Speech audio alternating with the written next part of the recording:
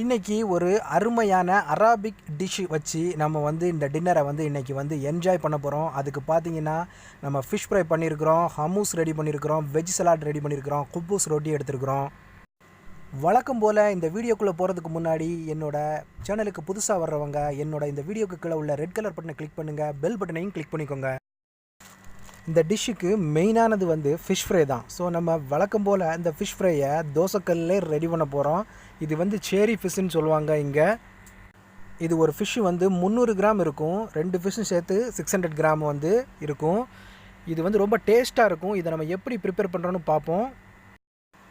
வழக்கம் போல் அந்த மீனை நான் ரெடி பண்ணிக்கிட்டேன். நல்லா கழுவி நல்லா கீறி விட்டு மசாலா பிடிக்கிறதுக்கு தகுந்த மாதிரி எப்படி ரெடி பண்ணியிருக்கேன்னு பாருங்கள். இதில் நம்ம இப்போ மசாலா ப்ரிப்பேர் பண்ணி தடவி அப்படியே பொரிக்க போகிறோம் தோசைக்கல்லில் போட்டு. பாருங்கள், இந்த மீன் ஃப்ரை பண்ணுறதுக்கு சிம்பிள் மசாலா தான். 4 spoon red chilli powder, 1 spoon ஜீரகத்தூள், 1/2 டீஸ்பூன் மஞ்சள் தூள், தேவையான அளவுக்கு உப்பு சேர்த்து சால்ட்டு சேர்த்து நம்ம விறக போகிறோம், ரெடி பண்ண போகிறோம் மசாலா. இதில் பார்த்திங்கன்னா தேவையான அளவு கொஞ்சமாக தண்ணி தெளித்து மசாலாவை இந்த மாதிரி பேஸ்ட் மாதிரி ரெடி பண்ணிக்கிறோம். இனிமேல் மீனில் தடவலாம்.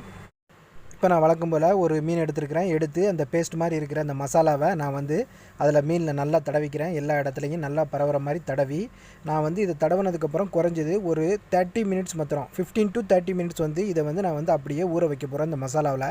அப்போ தான் அந்த மசாலாலாம் நல்லா பிடிக்கும், நல்லா இதாகும், எல்லா இடத்துலையும் பிடிச்சி நல்லா டேஸ்ட்டாக இருக்கும். ஒரு மீன் அவ்வளோதான், அழகான முறையில் தடவி மசாலா தடவியாச்சு, ரெடி ஆயிடுச்சு. இப்போ அடுத்த மீன் எடுத்துக்கலாம். அடுத்ததாக உள்ள மீன்லையும் இதே மாதிரி நல்லா எல்லா இடத்துலையும் அப்ளை பண்ணி மீனில் மசாலாவை அப்ளை பண்ணி நம்ம ரெடி பண்ணி எடுத்துக்க வேண்டியதான். இந்த மாதிரி இப்போ ஒரு 15லேருந்து 30 நிமிஷம் நம்ம இதை ஊற வச்சுட்டு அடுத்த வேலையை நம்ம பார்க்கலாம். அடுத்து பார்த்திங்கன்னா ஹமூஸ் தகினா ரெடி பண்ண போகிறோம். நம்ம இந்த தகினா ஹமூஸ் தகினா ரெடிமேடாகவே நமக்கு கடையில் கிடைக்குது. இதை நம்ம ரெடிமேடாக நான் வாங்கியிருக்கிறேன். இதை செப்பரேட்டாக நம்மளும் ரெடி பண்ணலாம். ரெடி பண்ணுறது எப்படின்னு நான் அடுத்த வீடியோவில் நான் போடுறேன். இப்போ இந்த ரெடிமேட் ஹமூஸோடு சேர்த்து நம்ம ஒரு சில வெஜிடபிள்ஸ் சேர்த்து நல்லா மிக்ஸ் பண்ணி குப்பூஸ் ரொட்டிக்கு ரெடி பண்ண போகிறோம், தயார் பண்ண போகிறோம். அடுத்து நான் என்ன பண்ண போகிறேன் அப்படின்னு சொன்னோம்னா, ஒரு மீடியம் சைஸ் வெங்காயம், 1/2 வெங்காயத்தை குட்டி குட்டியாக கட் பண்ணி ரெடி பண்ணி வச்சுக்கிறேன். இந்த சைஸில் கட் பண்ணி ரெடி பண்ணி வச்சதும் அடுத்து தக்காளியும் அதே மாதிரி கட் பண்ணி ரெடி பண்ணி வச்சுக்க போகிறேன்.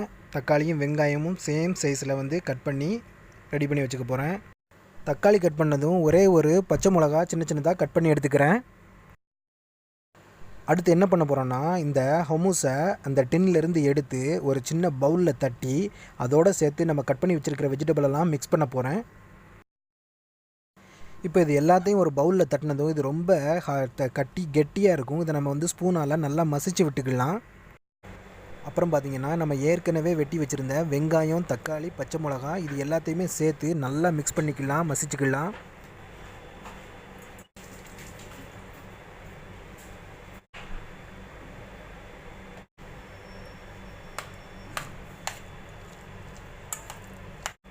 இதையெல்லாம் சேர்த்து நல்லா மசித்த பிறகு இது வேறு ஒரு பிளேட்டுக்கு மாற்றிக்கலாம்.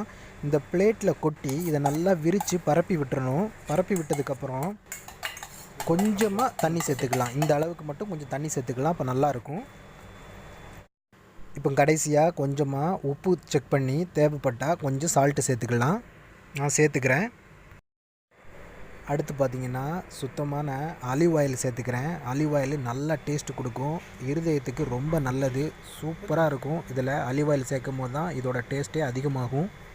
அடுத்ததாக இந்த ஹமூஸோட ஃபைனல் டச் என்னென்னு பார்த்தீங்கன்னா, மல்லித்தலை. இந்த மல்லி இலையை கொஞ்சமாக சின்ன சின்னதாக கட் பண்ணி அப்படியே மேலே தூவி விட்டு முடிச்சிக்க வேண்டியதுதான். ஹமூஸு ரெடி ஆயிடுச்சு. இதை அப்படியே குப்பூஸோடு தொட்டுட்டு சாப்பிடும்போது அப்படி இருக்கும், செம்ம டேஸ்ட்டாக இருக்கும்.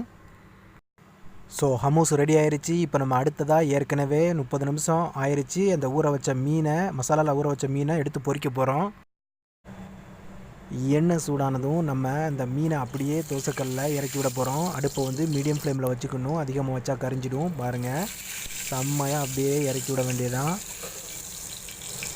நம்மகிட்ட இருக்க தோசைக்கல் கொஞ்சம் சின்னதுங்கிறதுனால, மீன் கொஞ்சம் பெருசாக இருக்கிறதுனால ஒவ்வொன்றா போட்டு பொரிச்சு எடுத்துக்கிட போகிறோம். 2 மீனையும் ஒரே சமயத்தில் போட்டால் சரியாக பொரியாது. அதனால் ஒன்று ஒன்றா போட்டு பொரிச்சு எடுத்துக்கிட போகிறோம். ஒவ்வொரு சைடும் 3லேருந்து 5 நிமிஷம் நம்ம வச்சு மீனை பொரிச்சு எடுத்தோம்னா அழகாக வெந்துடும். மீன் வேகிறதுக்கு ரொம்ப டைம் எடுக்காது. பாருங்கள், அழகாக வெந்துருச்சு, அழகாக ஃப்ரை ஆயிடுச்சு தோசைக்கல்லில். அதே போல் அடுத்த 2வது மீனையும் நம்ம ஃப்ரை பண்ணி எடுத்துட்டோம். இப்போ அதையும் நம்ம ஒரு டிஷ்யூ பேப்பரில் வச்சு எடுத்துக்கலாம். மீன் ஃப்ரை, ஃபிஷ் ஃப்ரை ரெடி ஆயிருச்சு. நமக்கு ஹமூஸ் ரெடி ஆயிருச்சு. இப்போது நம்ம அடுத்து வெஜ் சலாடுக்கு தேவையான வெள்ளரிக்காய் கட் பண்ணுறோம், கேரட்டு கட் பண்ணுறோம், கொஞ்சமாக வெங்காயம் கட் பண்ணிக்கிறோம். வெஜ் சலாட் ரெடி பண்ணுறோம்.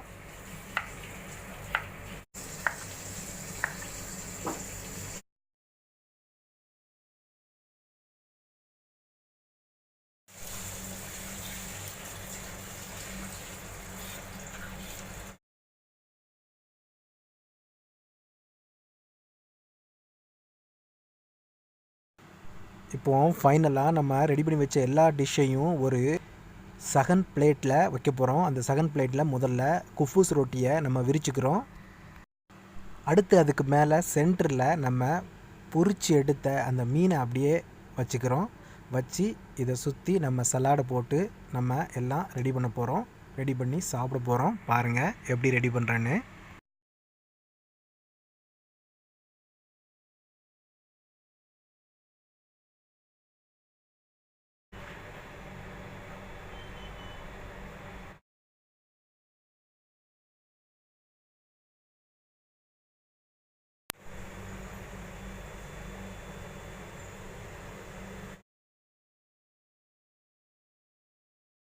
இப்போ சாப்பிட தயாராகலாம். பொறுமையாக அந்த மேலே உள்ள குப்பூஸ் ரொட்டியை அப்படியே ஓப்பன் பண்ணால் நம்மளோட டெக்கரேஷன் பண்ணி வச்ச அந்த டிஷ்ஷு செம்மையாக, ஃபிஷ் ஃப்ரை எல்லாமே செம்மையாக இருக்குது. பாருங்கள். அடுத்து நம்ம ரெடி பண்ண ஹமூஸும் வெயிட்டிங்கு.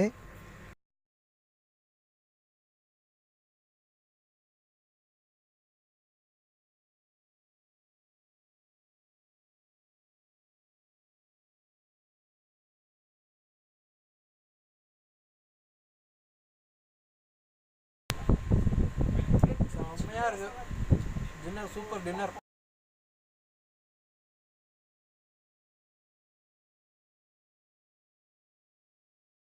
இந்த வீடியோ உங்களுக்கு பிடிச்சிருந்துச்சுன்னா லைக் பண்ணுங்கள், கமெண்ட் பண்ணுங்கள், உங்களோட ஃப்ரெண்ட்ஸுக்கும் ஷேர் பண்ணுங்கள், மறக்காமல் சப்ஸ்கிரைப் பண்ணுங்கள். என்னோட இந்த வீடியோவை பொறுமையோடு வாட்ச் பண்ணதுக்கு மிக்க நன்றி. மீண்டும் SMS ஃபுட் மாஸ்டரோட அடுத்த ஒரு சுவாரஸ்யமான வீடியோவில் நான் உங்களை சந்திக்கிறேன். நன்றி.